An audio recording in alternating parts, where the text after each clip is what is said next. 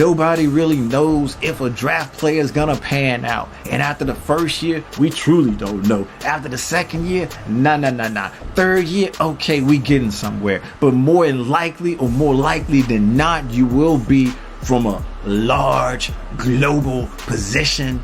In other words, you will be determining whether or not that NFL team, after 3 or 4 years, whether or not that draft class that team has was successful, good, or bad. And that was within that framework, and nobody that I know of has come back to the future. And if they have, we won't be putting that information out here. I know how that works, and I'm definitely not trying to mess up any time. What is it? Contingulums? Time contingulums or anything like that. No. Seen those movies way too many times, and definitely don't want to be a part of it, because I would be the first to go. And I don't want to be the first to go. So that's why no time travelers here, and don't trust the ones who say that they know this is going to happen. How? We got the same information. How? We know the same people. How? We utilizing the same robots. Wait a minute, I say robots?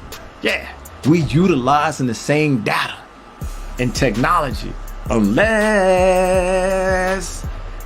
you know the player personally, you know their work ethic, or for whatever reason, the inner circle. And then it comes down to that individual person put within a certain particular environment, whether or not they go up or down, and still from year to year it varies. But there is definitely a cutoff point where we know if the player is good or not. We know at a certain point whether they're gonna make it on another team, make it on that team, or they just gonna flame out the league because either the work ethic was bad or they just ain't good enough. That's okay. At that point, it's based in observation. It's based in basically the scientific method. I said it. I'm saying it with my chest.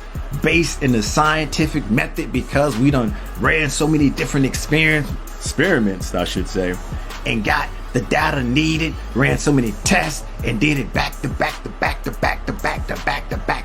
Then we got these results, and they say, you ain't good enough. You're just not gonna pan out. Your weaknesses can't be overcome. You develop tendencies, basically. And whether or not your tendencies is good for any team or good for the sport, that we can define. That we can say, yeah, I'm for sure on that. But in the draft, coming out of the draft, that's pure guesswork. That's pure speculation. That is maybe, just maybe, somebody is trying to make sure that they PR game is on point, and that is public relations, whether they doing it for the good or doing it for the bad.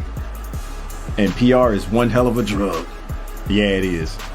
And I suggest you stay away. Don't. And once again, we've all been there. We've all had these NFL draft liars, wait a minute, experts tell us what it is and what it isn't, only to figure and find out that they are just full of hot air. We see the machine. We see the person behind the machine, I say, behind the curtain. We see you. Gotcha.